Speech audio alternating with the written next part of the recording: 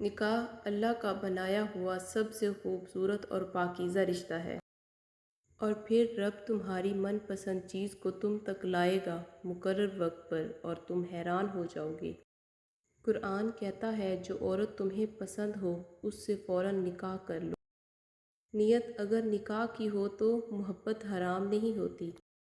निकाह मोहब्बत का सबसे बड़ा इजहार और सबूत है। मीम के बाद नून आता है तो मोहब्बत के बाद निकाह आना चाहिए।